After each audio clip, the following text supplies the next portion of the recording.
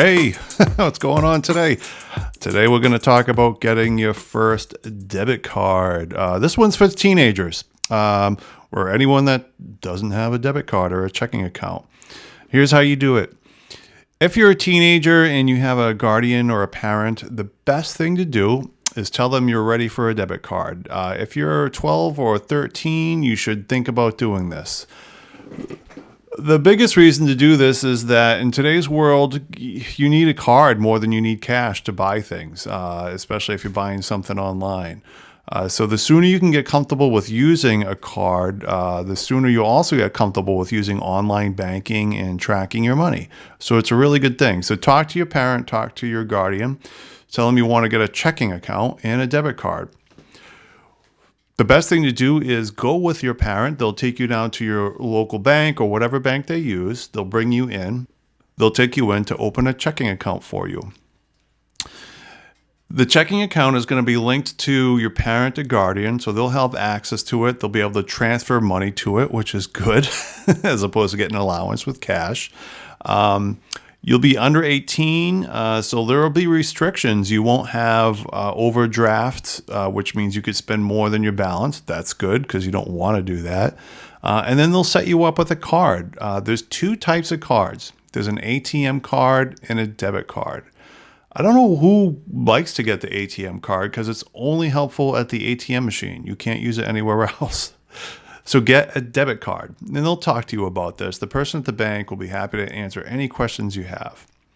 The debit card lets you go to the ATM, take your cash out, and then also you can use that at the store to make transactions. You can also use it online. You're going to have lots of questions and be nervous about this, and it's okay. Hopefully you already have a savings account, like a passbook savings account. If you do, convert that to a savings account online and then have that be linked to your new checking account. So now you're going to have a new checking account with a debit card and a savings account. When you get a job, you're going to have them deposit your paycheck right into your checking account. This is very common. It's called direct deposit. And then you can take a portion of that and just transfer it right into your savings. This is very easy. You can also do that automatically.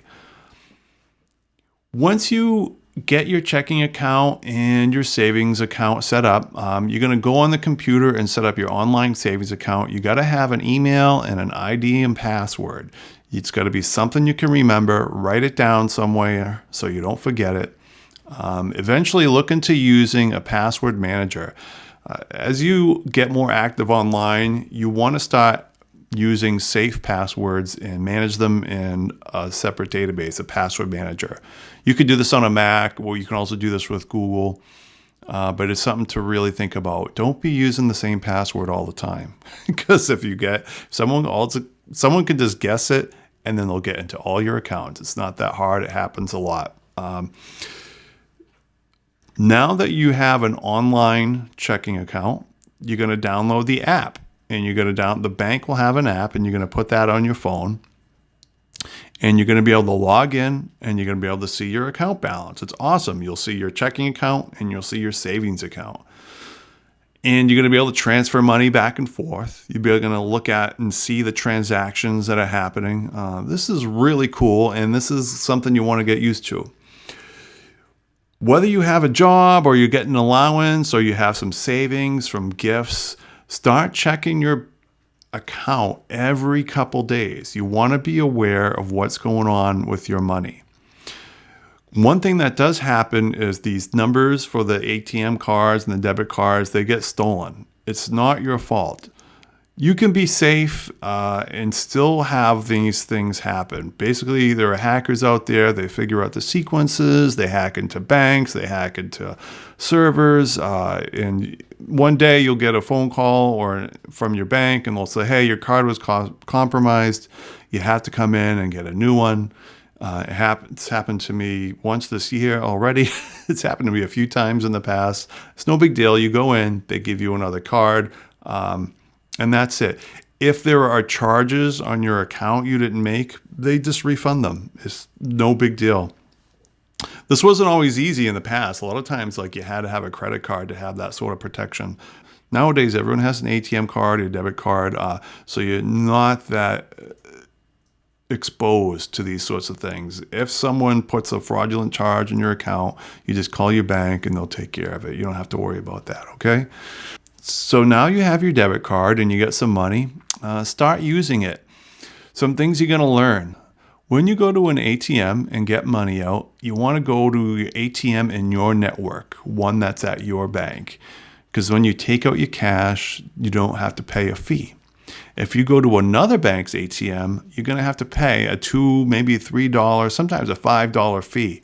Like if you're at a weird place, like a convenience store or a circus, and you use one of their ATMs, you'll pay $5 just to get your money. It's crazy, but that's how they make their money.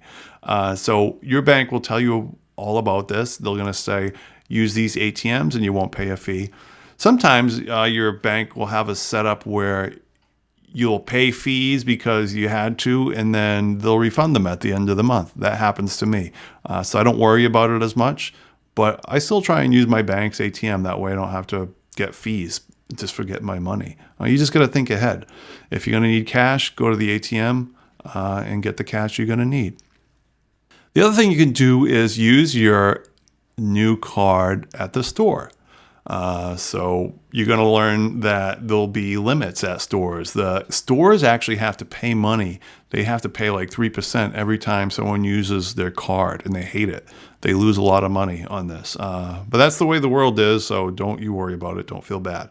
It's just the way the world is. Cash is good, but your cards are being more and more acceptable, and it's okay to use them. But you may have a minimum. So if you walk up with a pack of gum, they're going to say, no, $5 minimum. So be aware of that. You might want to keep some cash on you because getting a bag of chips and a soda won't cut it. They're going to say, no, $5 minimum, $10 minimum. You're going to learn that pretty fast. The other thing you can do is sometimes they'll say, you want cash back?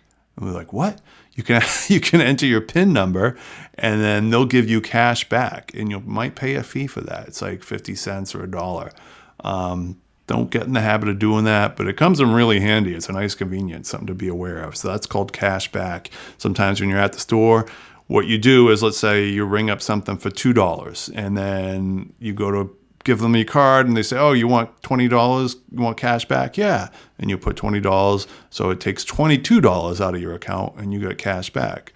And it saves you a trip to the bank. It's kind of cool.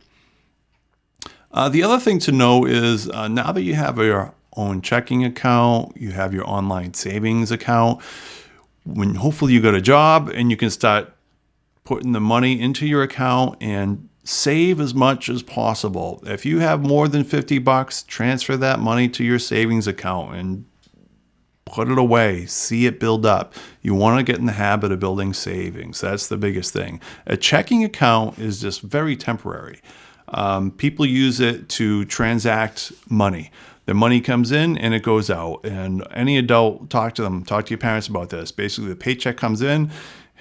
Before they even get a chance to save it, they're paying the rent, the mortgage, the car, the electricity, the heat, the internet, the food. Oh my God, it goes by so quick. So your checking account is really just like a utility. It's just the money comes in and it goes out, especially like if you're just using recreation money. And your savings account is important. That's what you want to use to build money. In life, you have to build money and see that savings grow. Otherwise, you're just wasting your time at work. What's the point, right? You got to learn how to save your money. That's pretty much it to getting your own debit card. So if you don't have a debit card and you're under 18 or under 20, go ahead, talk to a parent, say, I'm ready to get my checking account and a debit card. Start using that. It's really cool. It's a very big step in becoming an adult and learning to manage your money.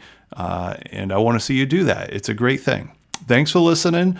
If you have a second, I wanted you to go to my website, basicmoneytalk.com. I have a course there, Teen Money Management. It talks about getting your own job, how to manage your money, how to do what I just talked about, how to worry about taxes, plan for loans and college and credit scores, lots of important stuff. Go ahead and check that out if you're a teen or if you know a teen. It's a really great course I just came up with. Also on my website, there's free articles that say, hey, this is all you need to know. If you're a teenager, read these articles. This is what you need to know. All right. Money should not have to be difficult. It should be easy. There's only certain things you got to worry about, but you do have to plan ahead and make good decisions. All right. Thanks so much. Have an awesome day.